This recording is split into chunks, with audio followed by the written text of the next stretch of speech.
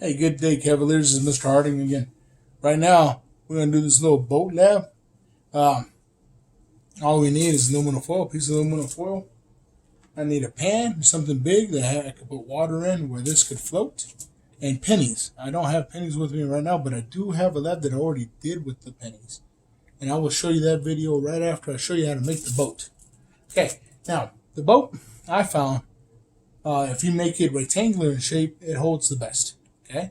And why is it a density lab? Because this will float on water, and what we're trying to do is sink the boat. How many pennies does it take to sink the boat? That's what we're getting at. So here we go. So I got this little penny here, little piece of aluminum foil. I grab a little notepad that I have here. It's roughly about 4 inches by 5 inches. I want to do that and give myself some lines here. Okay, so I can see this little square. I don't know if you can see it real well. Yeah, you can. So that's what I have there.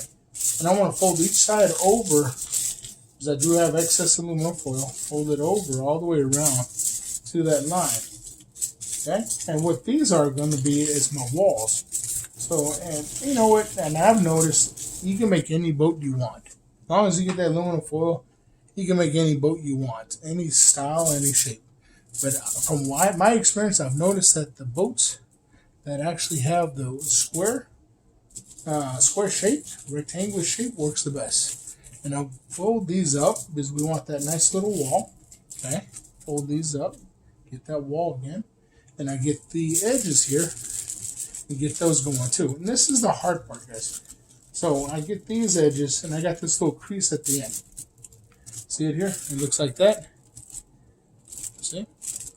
And what I want to do is fold this over to one side or the other, right?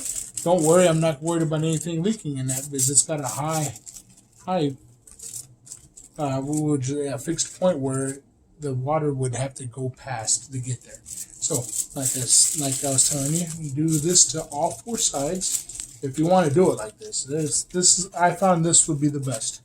Okay? Now, and here's the trick.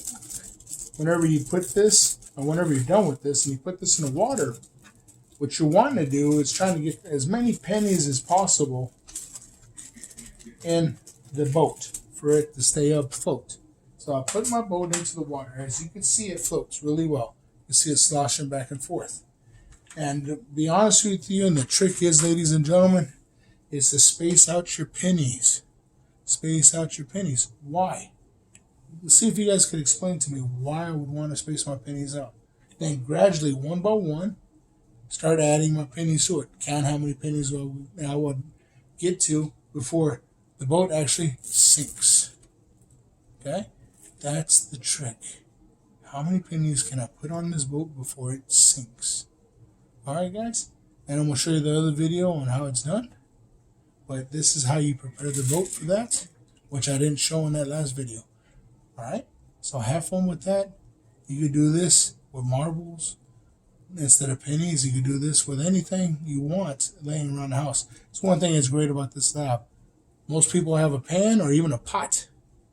Most people also have aluminum foil laying around the house. And a lot of people have little things laying around also, like pennies, like marbles, little toys that you use. So whatever you can at your availability, go ahead and use it and have fun with it. Hey, good luck with the little experiment. And enjoy the video. Bye, guys.